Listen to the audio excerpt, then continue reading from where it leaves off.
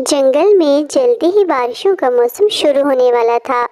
टूनी चिड़िया इस बारे में अपने दोस्तों के साथ बातें कर रही थी।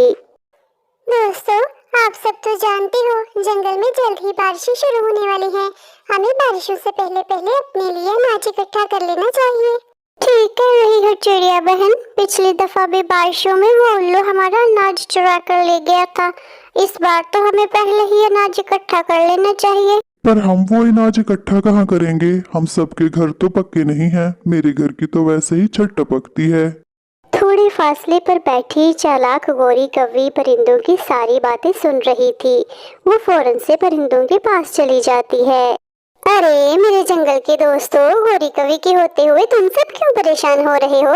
तुम सब अपना अनाज मेरे घर पर इकट्ठा करना। मेरा घर पक्का भी है और मजबूत भी है।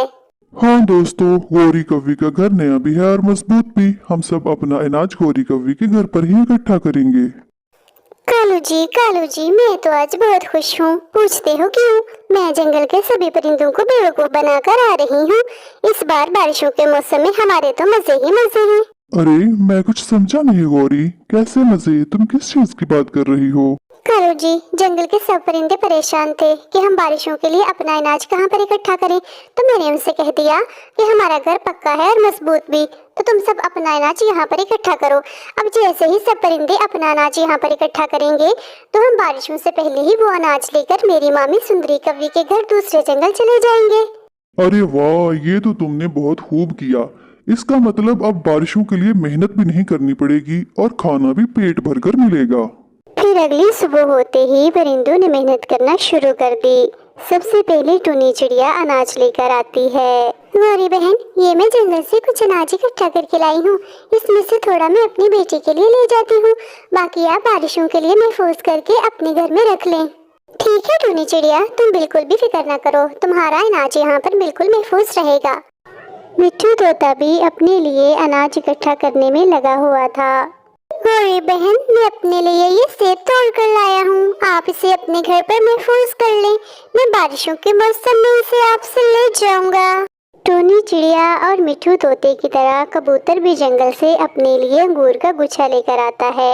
इसी तरह से टाइम गुजरता रहता है और कालू कौवे और गोरी कौवी के पास काफ़ी ज़्यादा अनाज जमा हो जाता है। चालाक गोरी कौवी और कालू कौवा वो सारा अनाज एक थैले में डालते हैं और उसे लेकर दूसरे जंगल अपनी मामी सुंदरी कौवी के घर चले जाते हैं।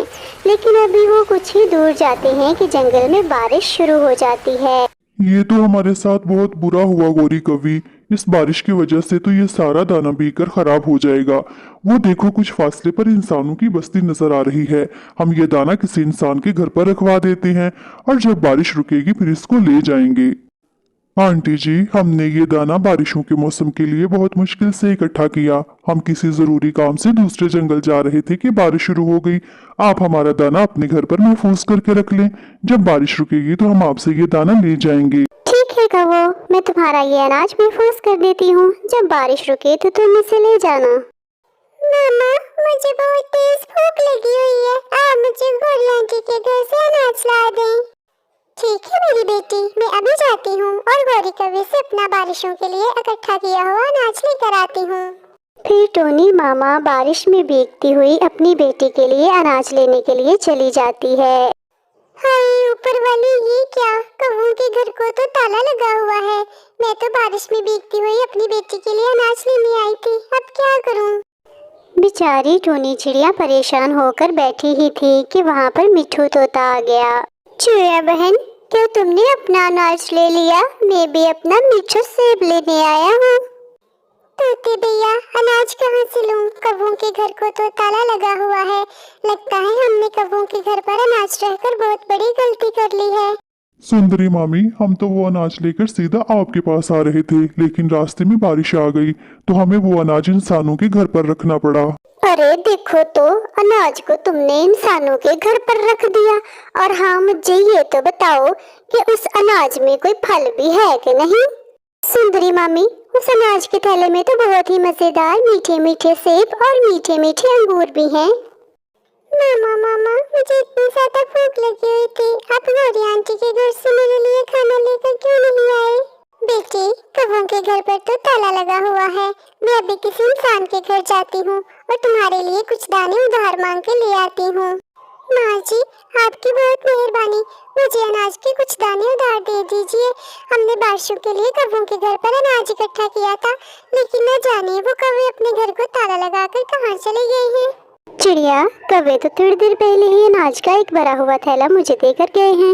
वो कह रहे थे कि हमने ये अनाज बहुत मेहनत से इकट्ठा किया है।